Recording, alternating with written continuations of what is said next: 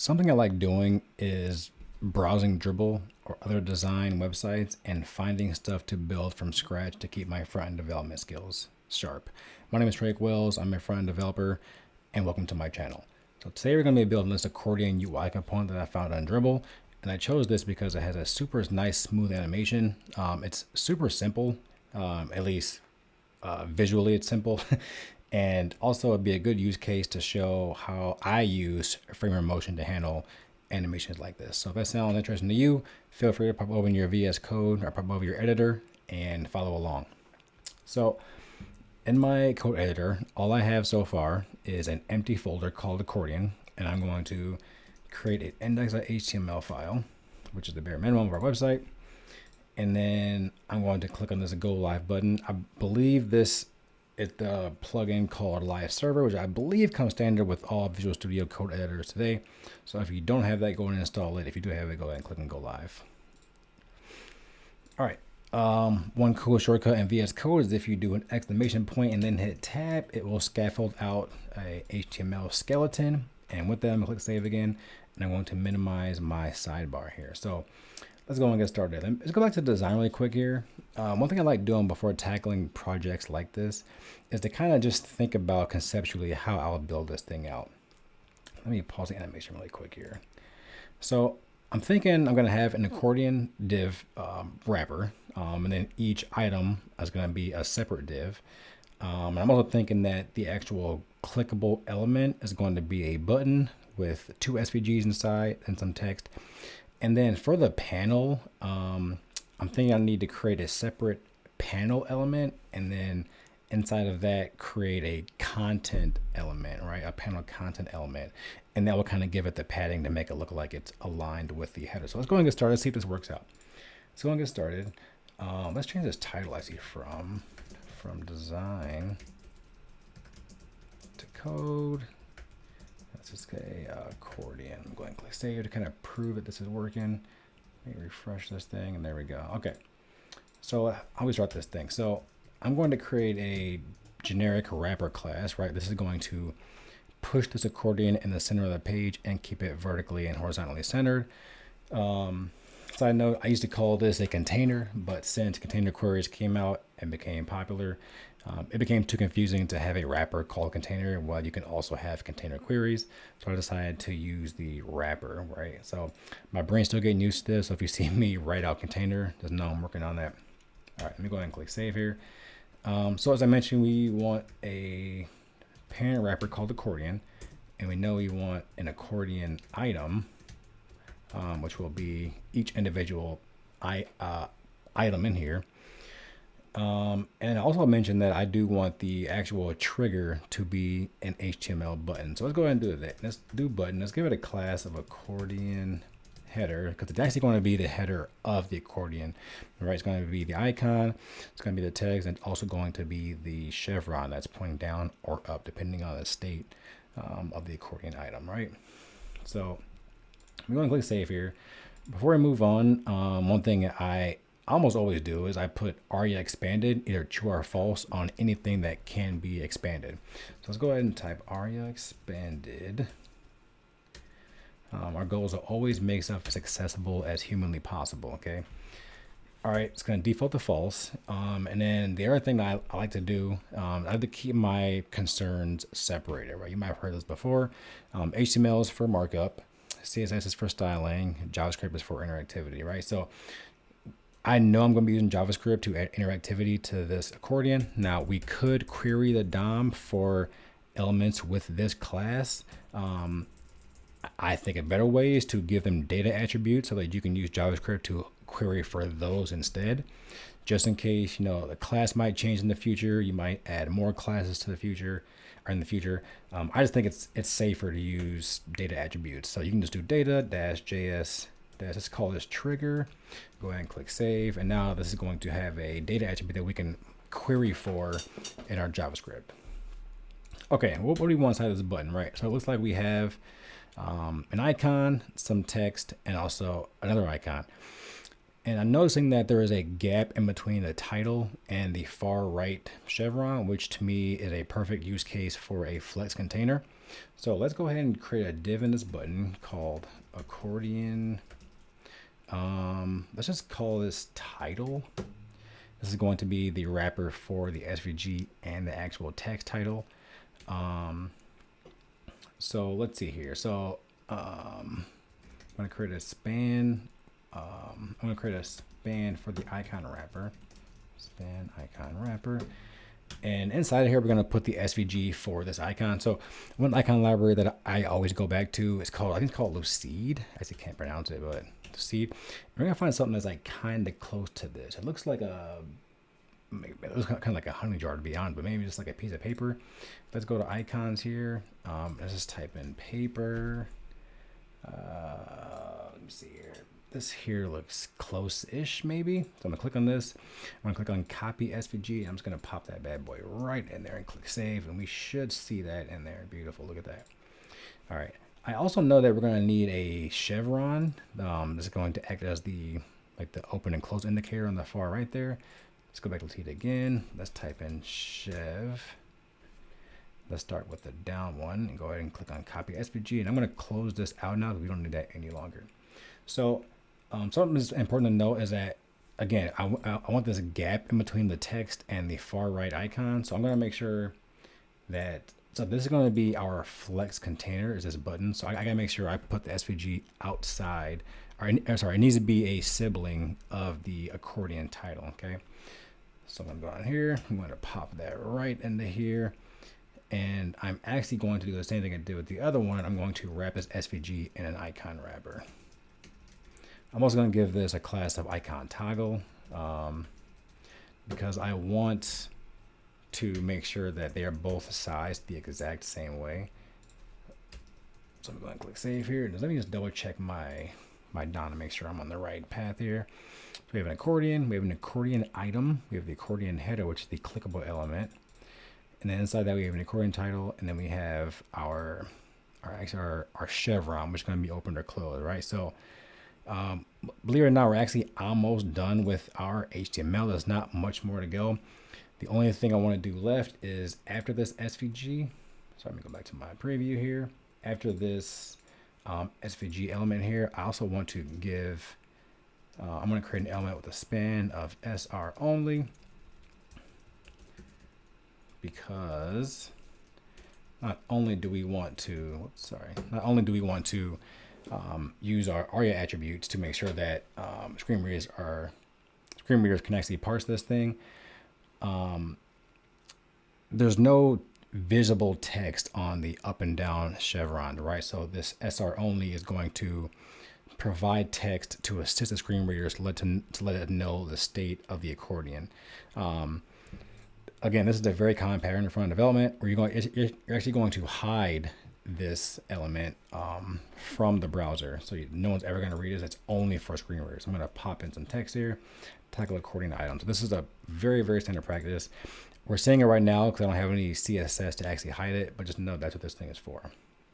Okay, so we also mentioned that the clickable item is going to be the header. And now all we need is some space for the panel and the actual content of the accordion.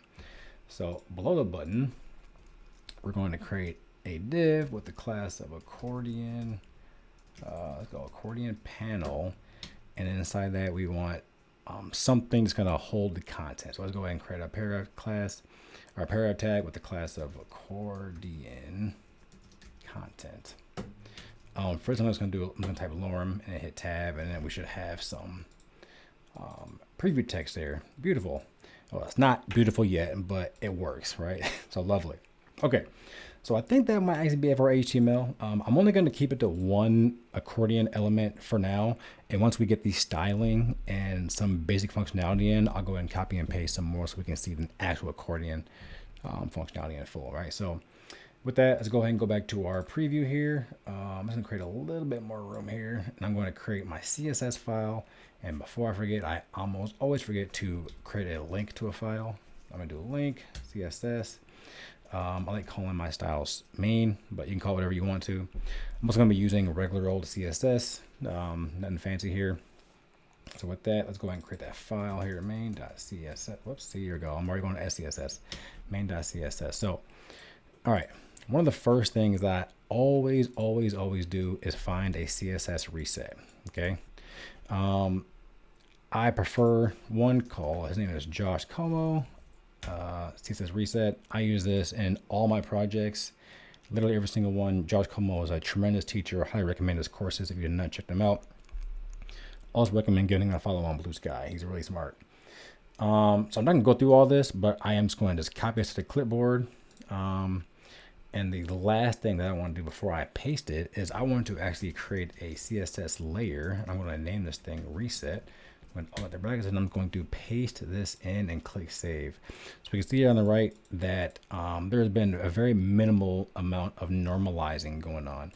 One of my favorite things about Josh Como's reset is that it's not overwhelming. It's not a drastic change. It kind of irons out the kinks with those browser inconsistencies. Okay. Okay, so with that, the other thing that I also do, let me go ahead and create some more space here. Let me get rid of this, and then let me get rid of this here, is let's declare some global custom properties. So I do that by opening up our root CSS selector. And what do we need here? So we're definitely going to need some colors. I also want to create just a handful of small space tokens and some border radius. Okay, so normally what I would do is try to find some color picker to kind of figure out what the exact colors are, but for sake of this tutorial I'm just gonna give them my best guess. So let's create the first one. I always prefix my colors with -- color. Let's go base text, and let's just make this hashtag 333333. Let's do another one for color base, light. And before I get too far ahead of myself, let me go ahead and convert this to HSL. I prefer HSL or HSB. I try to avoid hex when I can, although it's not a bad color space. And VS Code, one cool thing you can do to make this conversion is to type your hex code in and click on the little color icon. If you click on the top there, you can actually convert this to HSL in one click. So that's pretty cool. You actually don't need the commas in here. So I'm going to delete those. All right, let's go back to our base light. So I'm going to make this 0, 0%, and 98%. So super light. If you didn't know, 0 is the hue from 0 to 360. S is the saturation from 0 to 100%, and lightness is the lightness from 0 to 100%. So this is going to be very, very light. All right, let's go ahead and copy this down. You can copy this down by holding Shift Option and clicking down on the keyboard. Let's just make this base. This is going to be just slightly darker. Let's go 93%. We'll do the same thing again.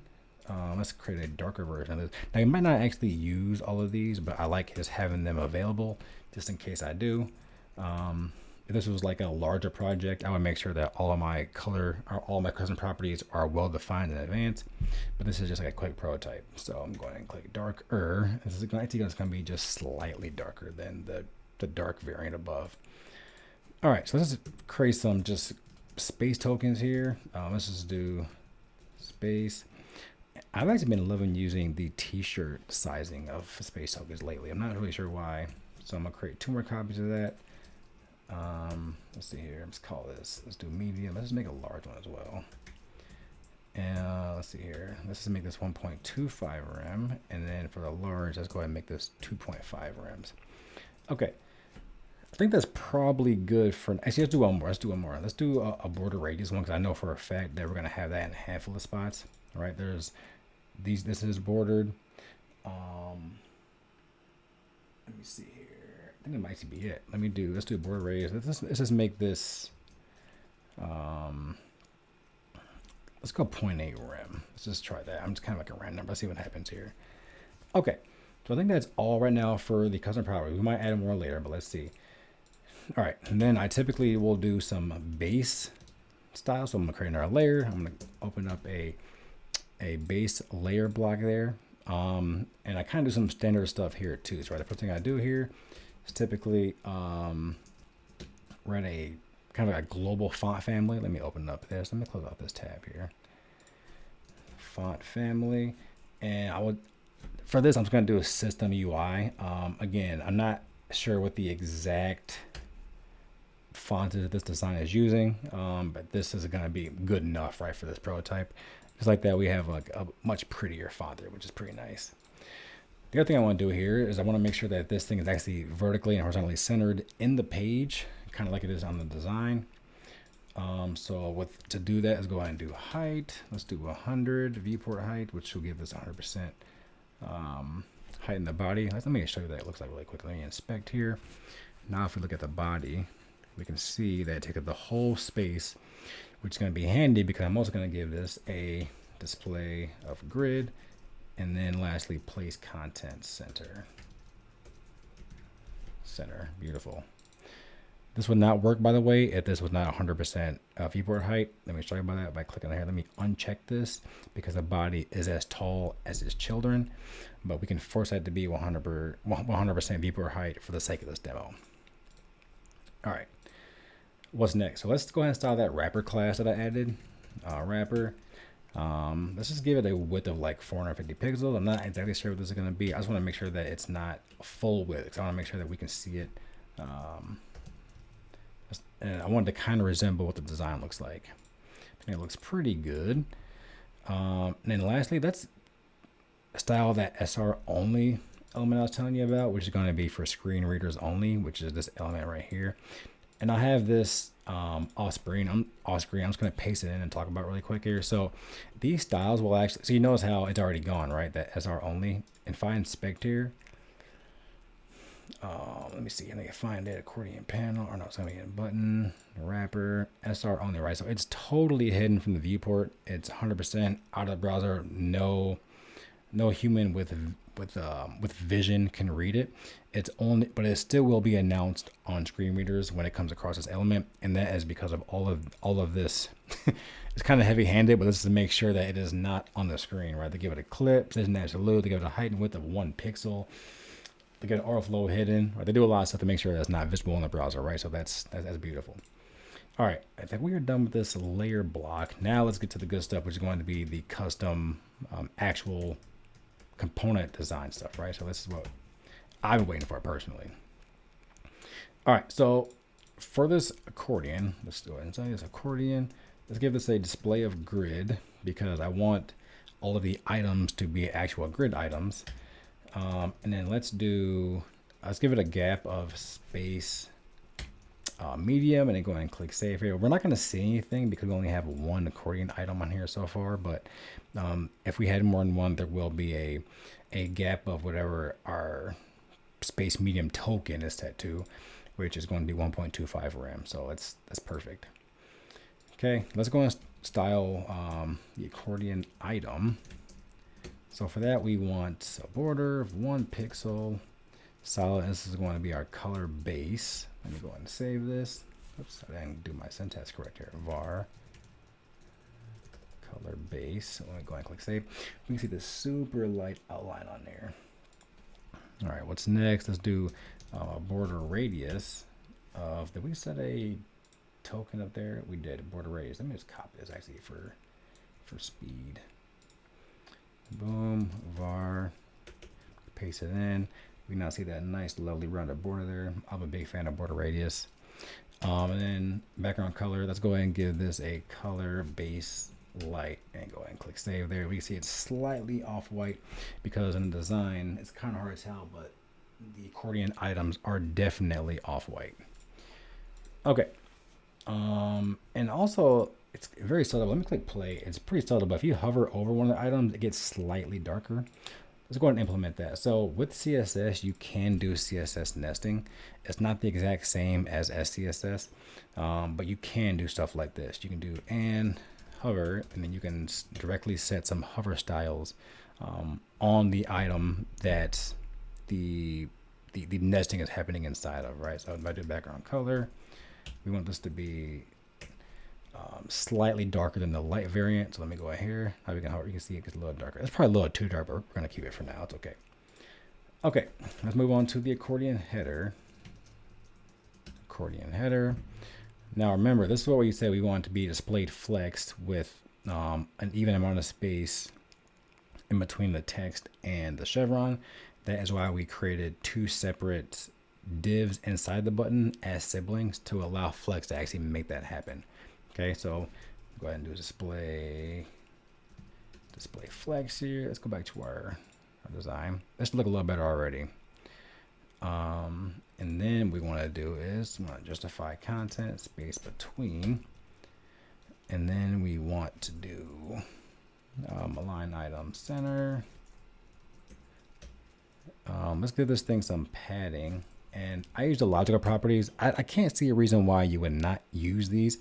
So instead of doing padding top, padding bottom, padding left, padding right, we can do padding block, padding inline. All right, so padding block is going to be the top and bottom of an element, depending on your language, your reading language, and then padding inline is going to be left and right. I think this is a direct replacement for padding left and padding right. It just makes it much easier to convert to different languages. So we're going to do padding block, and we're going to make this equal to our medium token space, or our medium spacing token. We're just going to do the same thing for padding inline as well. Let me go ahead and go to padding inline. And it looks like I'm not seeing any text. I think it's because I forgot to actually add my text in there. So right after this span here, so it's impossible to tell what HTML element this text is going to be. It's probably not going to be an H1 or an H2. It could be an H3 or an H4, or it could even be a paragraph tag wrapped in a strong tag.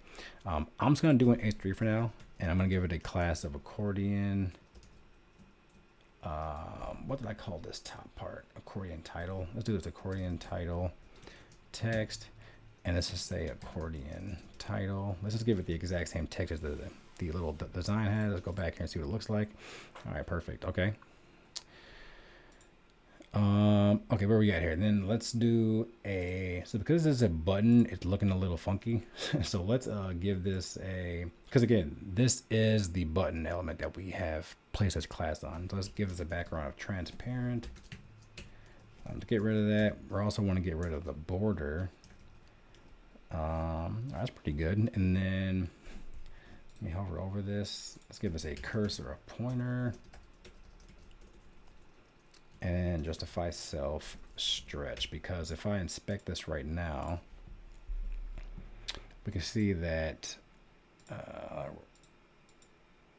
this accordion header is actually not taking up the full width of its container. So if we do justify self stretch, it will. So far so good, right? We have what we want so far for making the space in between. We will fix this accordion title thing in a second. Let's fix it right now.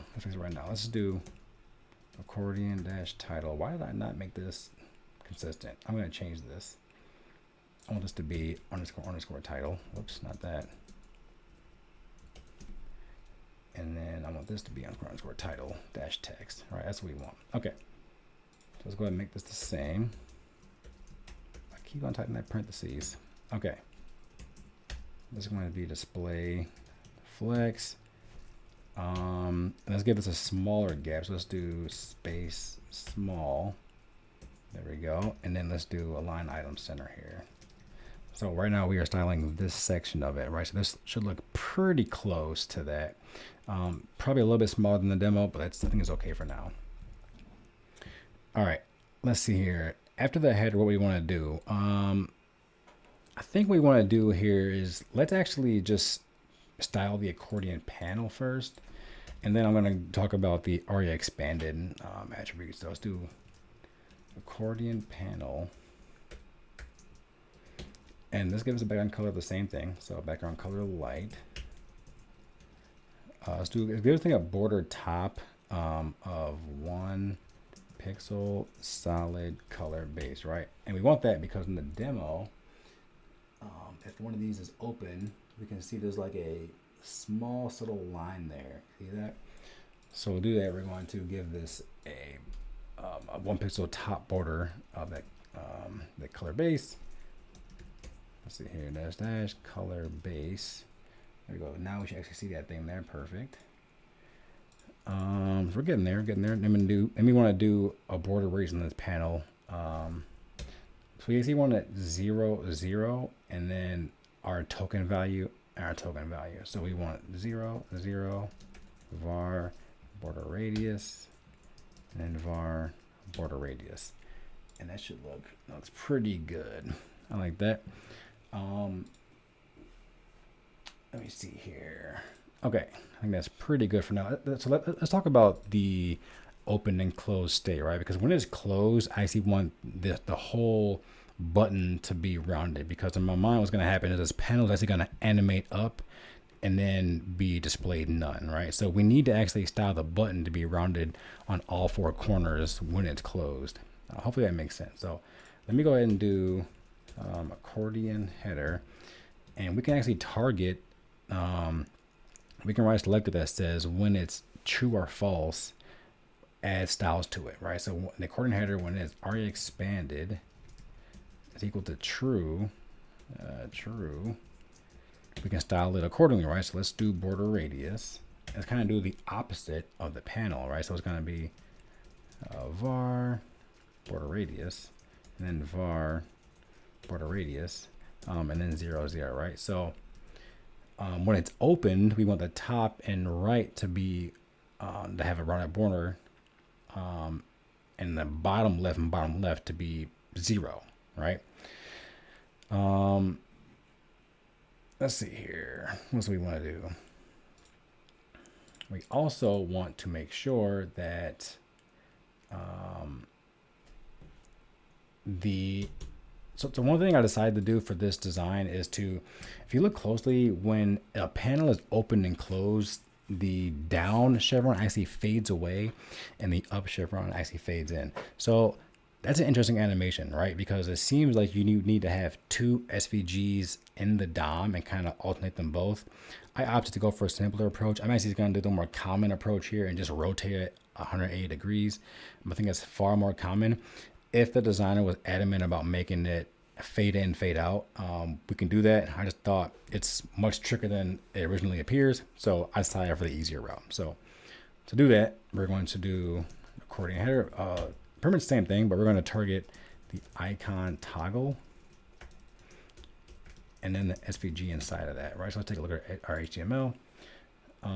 We're trying to rotate this item right here. So the icon wrapper, the icon toggle, and the SVG inside of that. And what we want to do, we want to transform. We want to rotate 180 degrees. Now it won't work yet because there's nothing toggling that are expanded, but we can actually just hard code that and show you what that looks like. Let me make this true really quick here. And we can see now it's facing up because the styles are making it do that, right? So let me inspect this thing and show you what I'm talking about here. The SVG, we can see that when the ARIA expanded is equal to true, the SVG inside of icon toggle gets transformed 180 degrees. So that's perfect. That's what we want. So let me go back to false for now. Again, this will all come together much better once we get JavaScript involved to actually dynamically update these attributes. But for now, this is good. So, okay. Good on that. Where did we leave off at? Okay. So did we style the accordion panel already? We sure did. Okay, beautiful.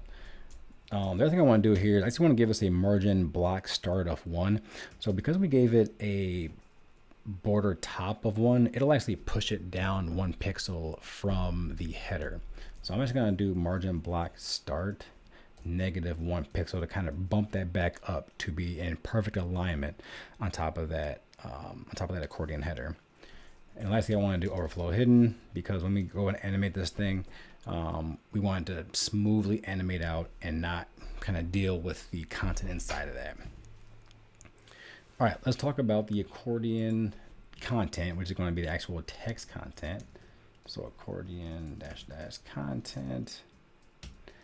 Let's give this a padding of let's give it our medium space token, space medium. Let's see here. I think that might be it. Let's see here. I think that might be it. All right.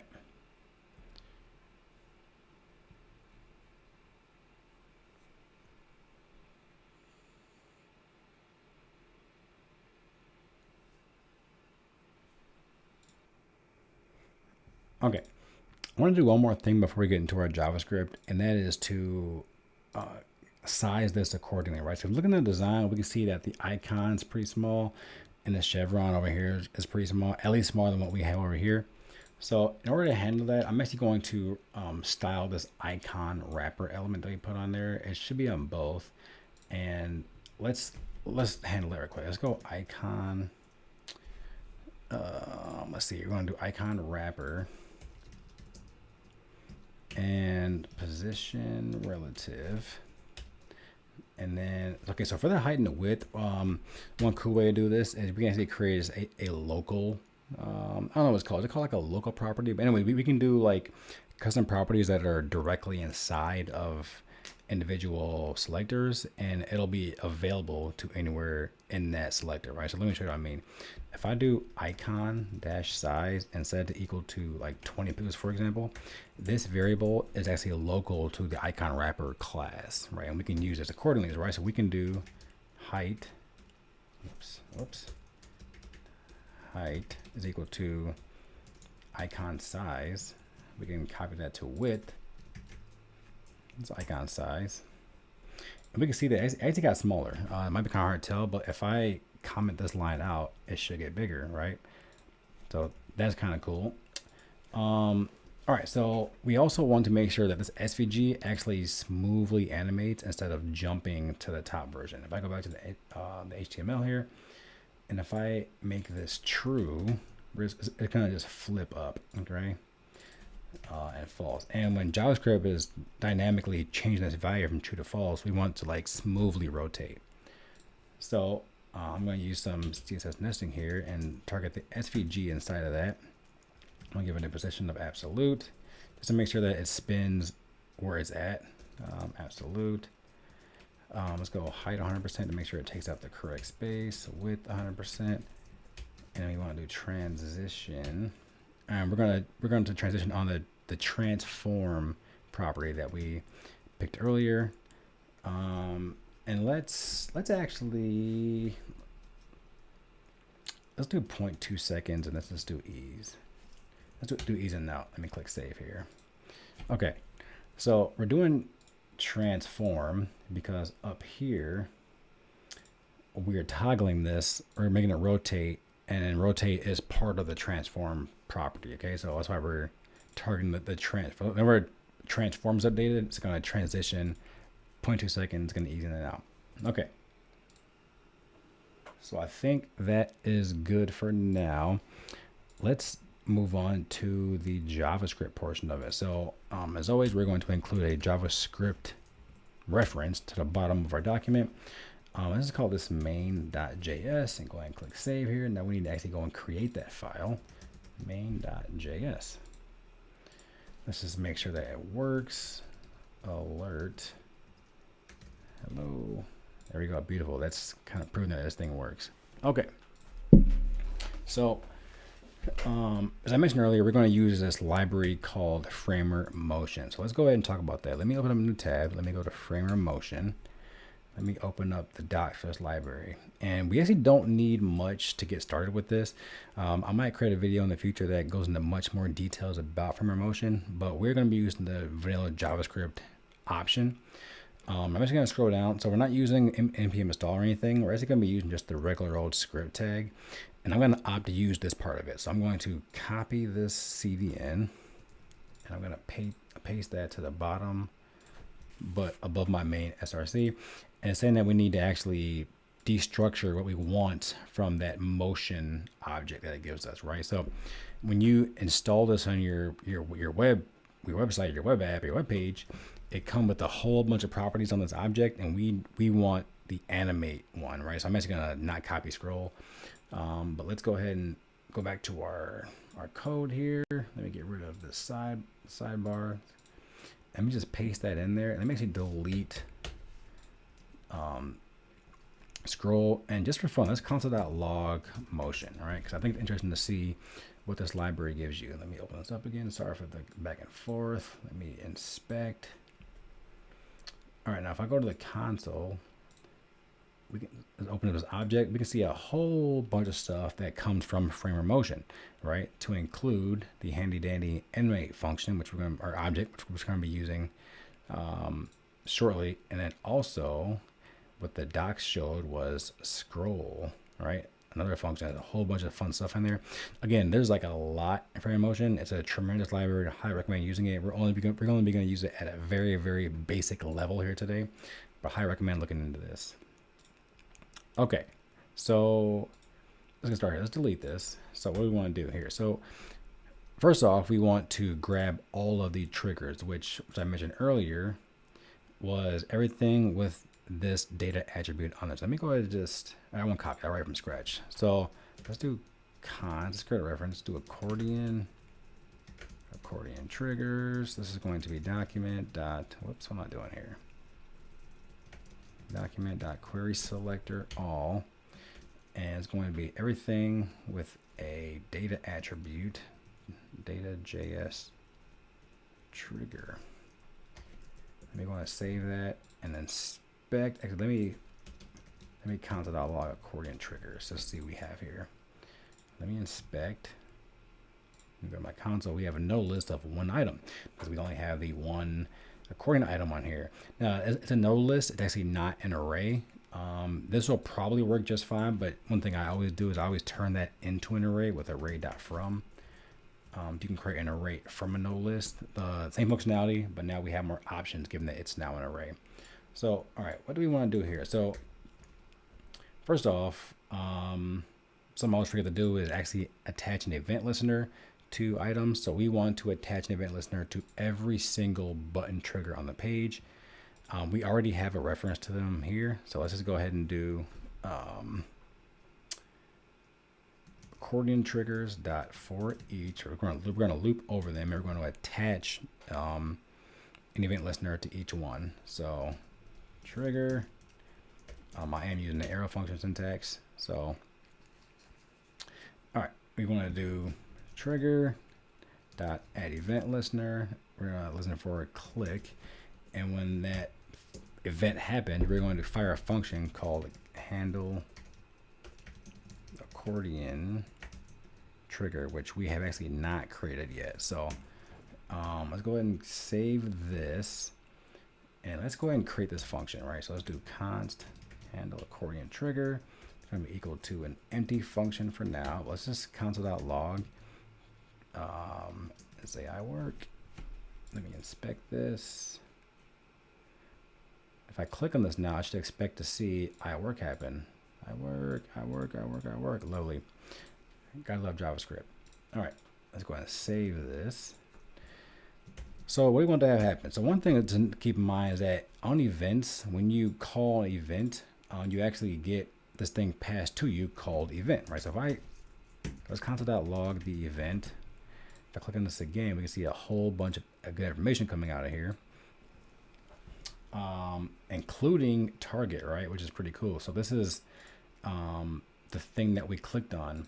So what we actually want though is we want so we actually want current target and not target, because technically if I click on the text accordion title, that is actually not the button, right? So like, here, let me open up the console again. Let me clear this up. Let me click on the title, like the actual title text here, and notice how if I scroll onto target, it gives you a reference to the text. Same with this SVG. If I click on this SVG icon, let me find that one. They actually will not be, where is it at? Target path, right? Because it's an SVG. This actually will not be the button. We actually want something called current target. And this is kind of a mess. Let me delete this. Let me use console.log event.current target. See what that looks like. Because now if I click on the button, we're seeing the current target. If I click on the text, we also get the button. If I click on this icon, we also get the button, right? So we do want current target in this case. There is a great use case for a target, but in this case, we definitely want the current target. So I'm just going to just save a reference to that. Let's go target trigger. That's going to be equal to event.current target, right? We're going to be using that a lot in this function, okay?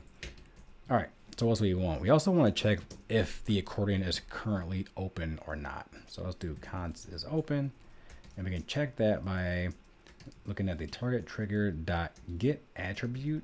And we're going to be looking at the aria expanded attribute. Our expanded attribute. If that is equal to true, then it's open. All right. So let me expand this and let me console.log is open. So visually this looks open, but because I have false on there, this should say false. Click on it, boom, we get false, right? So we haven't handled the actual initialization or the closing of all of the panels first. I suppose we could though, right? We can do that. So let's handle that. So on the bottom here, we're looping through all the accordion triggers. So let's initialize them to be 0 when it first loads. So let's go ahead and do const panel. This is going to be the panels that has the content in it. It's going to be equal to the trigger dot next element sibling. And because in our DOM, if I inspect this again, the sibling next to the trigger is actually the panel, right? That's what we want to actually hide on when the page first loads. So let's go ahead and just set some CSS on there. So panel.style.display can be equal to none. All right, so already that kind of gives us a good initialized state. We also want to do panel.style.height is equal to 0 pixels. And then we also want to do panel.style.opacity is equal to 0, right? So this is happening because when Framer Motion goes to animate these properties, it's going to need to animate them from a certain position. In the React world, it's really easy to just pass in an initial prop, like an initial state to animate from. And vanilla JavaScript, we need to actually initialize that state ourselves. That's why we're doing that here. So let's go back to our big function here. The next thing, let me make this actually even smaller. I don't have as much word wrapping. The other thing you want to do is, let me get rid of this. There's a typo. We need a reference to the sibling panel, right? Because if you click on an accordion header, we actually want the magic to happen on the accordion panel, which is actually a sibling of the clicked target, right? So in other words, it's a sibling of our target trigger. So let's do sibling panel. That's going to be equal to target trigger dot next element sibling. Okay, so if it's open, what do we want to do here? First of all, we want to close the accordion if it's open. So let's do a target trigger dot set attribute. Let me see here. Attribute aria expanded. We want to set that to be equal to false. So this is a super cool property or super cool method in JavaScript where you can actually set those attributes that we put earlier on the HTML. So we can actually make this true or false. In this case, we want to make this false because we are going to be closing this thing. Let me actually put a comment here to make sure we're tracking what to where. Close the target accordion. I'm just going to close this off so I can get some more space here. Okay, perfect. Okay. This looked weird. So this all needs to be inside this function, right? I think right now I'm messing myself up, right? The curly bracket actually ends. This all needs to be up here. Let me put it in there. Beautiful. That looks better. Okay, so all right, so we've clicked on it. If it's open, we're gonna make it closed. Now what? So this is where kind of the Framer Motion method comes in, right? So it gives us this function called animate, which we actually import from Motion at the top here. And it takes a few things. The first argument it takes is the element you actually want to animate. In our case, it is the sibling panel, right? So I'm patching the panel there. The second thing is it asks for is what do you want to animate? And we want to animate two things. We want to animate the height to 0. We also want to animate the opacity to 0. Opacity to 0. This function also takes options, right? So like we can pass in a duration, like the easing, and we can also pass in like what to do once the animation is completed, which is very important for this, because when the animation is done being animated from whatever the height is to 0, the opacity is 0, we want to display none on that. Okay, so that's important. So in the color brackets here, we can do we can do duration. And you know what, before I do that, let's create some constant here. I think because we're going to be using the animate function a handful of times, and I don't want to have to type in the duration more than once because I'm lazy. So let's do const. I'm just gonna make this all caps. Just this is pretty common convention is to make constants all caps. I'm gonna call this animation duration. I'm gonna make that equal to 0.2, right? It's a number. I'm gonna do another one. Whoops, I don't want that to be. Make another one called animation ease, and let's just make this ease in out, just like our CSS. So now we want our duration to be equal to animation duration. Maybe want to save this, get some more space here. Okay, beautiful. So then we want our easing. Again, these duration and easing come from the motion library. I'm not making this up. It needs to be exactly that. Animation ease. And then lastly, we can pass it a onComplete function, which will do something once the animation is done running. So it's going to be equal to a function. And we want to make the sibling panel dot style dot display equal to none. All right. So we can see that there was a small flicker there, but when the app loads, it does actually go to none. All right. So, okay, so if it's not open, what do we want to do? Well, let's go and open our else. So we want to close all the other accordions, right? So let's do accordion triggers dot for each. And for each trigger, what do you want to do here? So basically, if the trigger is open, all right, they want to close it, right? This is different than the one that we clicked on, right? So if one's open and we click on a different one, that one's not going to be open, right? Because the other one is. So we basically want to close all of them. So we can say if trigger dot get attribute aria expanded, if that, oops, let me get my quotes in here. If that is equal to true, what did I do wrong here? Oops. Okay, if that's equal to true, then what do we want to do? Well, we want to do a const sibling panel again. Sibling panel, trigger dot next element sibling. This shall be familiar to you. You want to do trigger dot get, or we want to trigger dot set attribute. I'm sorry about that. Oh my goodness. Trigger dot set attribute. We want to set aria expanded. We want to set that to false. We want to close them all. And not only do we want to close them, we actually want to animate them closed. So let's do animate. The same thing, it takes in what do you want to animate? You want to animate the sibling panel. We want to animate it to what? This is going to be an object. We want to animate it to height of 0, opacity of 0. And then the same thing, we want to pass it the same options: duration, easing, uncomplete. And matter of fact, let's just copy this option object out here and then paste it in here. Let's go ahead and click save. So let's see here. Okay, we're getting close. Now we just need to actually animate open the one that you clicked on that was not previously open. So hopefully you're still following along. So after this if statement here, let me actually minimize this to create some more space here. So after that, what do we want to do? Well, we want to open the current target, right? I don't think that's close enough, right? So target trigger dot set attribute. We want to set aria expanded to true.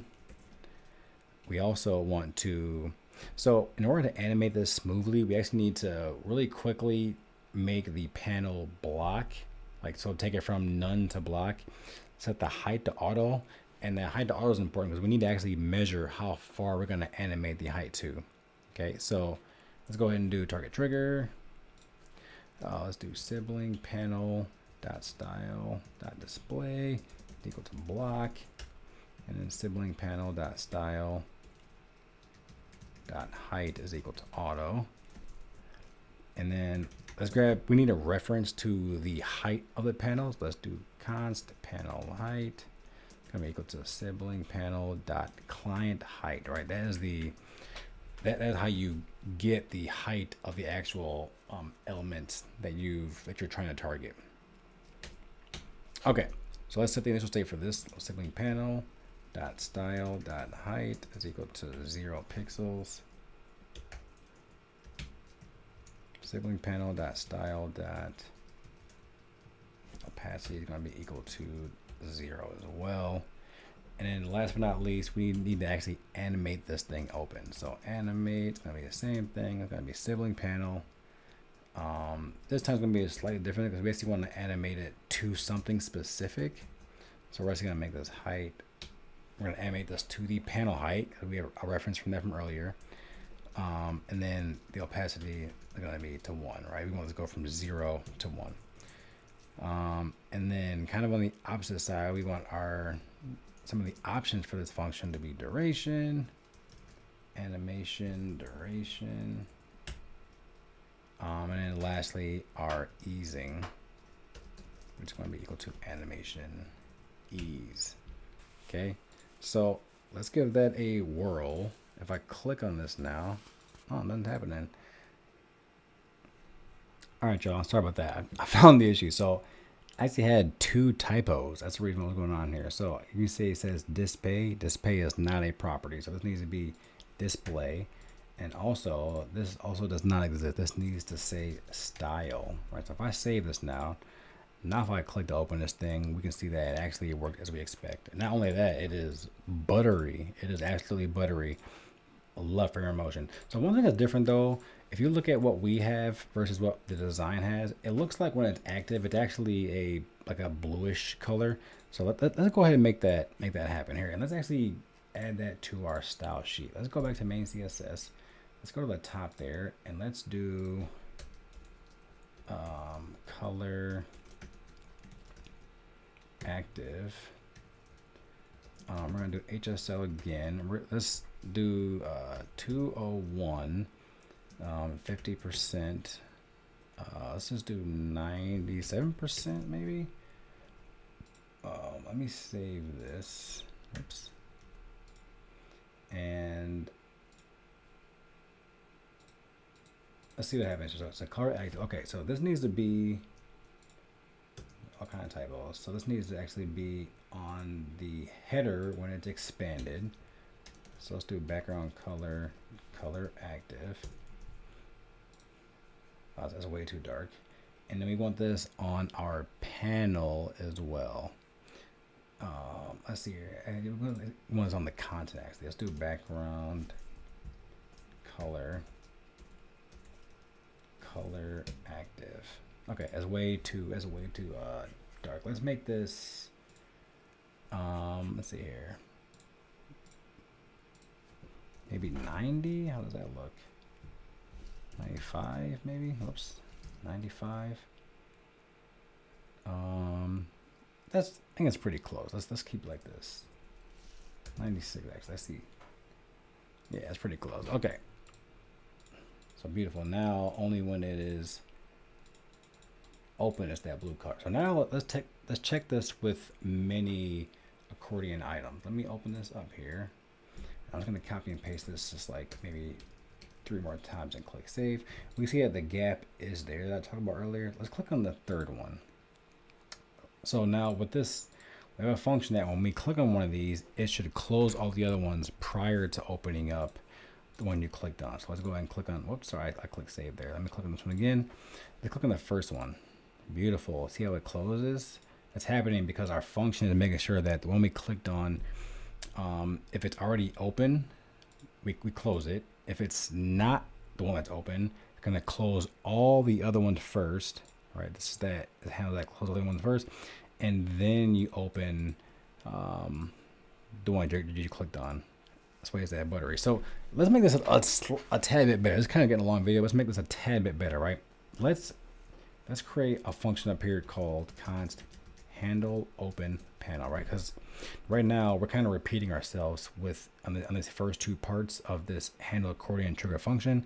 There's no reason why this, like the closing functionality and the opening functionality, can't live on its own. So let's go ahead and handle that. Let's do handle open. Let's do close. That's probably gonna be an easier one. Handle close panel. This is going to be a function. This actually needs to take in an argument though, right? It needs to take in like a panel to animate. So let's go ahead and call that panel to, if I can type animate, and it's basically going to be just a copy of what we have written down twice here. I'm just going to cut this off to the clipboard. I'm going to paste this here, and I'm going to replace sibling panel with panel to animate, panel to animate, panel to animate. And now we need to actually use that function here. So let's just do handle close panel, and we want to pass in the sibling panel here. So this should be unchanged, but let's go ahead and do this again on the bottom part here. So let's get rid of this animate function and let's paste in our reusable function now. And then now let's talk about, or let's handle our open. This is gonna be a little bit different, but shouldn't be too complicated. I'm gonna close the close panel, kind of weird to say. Const handle open panel. Same thing. Gonna take a panel to animate. But in this case though, we actually need to do something slightly different, right? Because we need to not only animate this, but we need to set this default stuff too. So we might be able to just actually take all of this and pop it in. Let's go ahead and cut this off to the clipboard.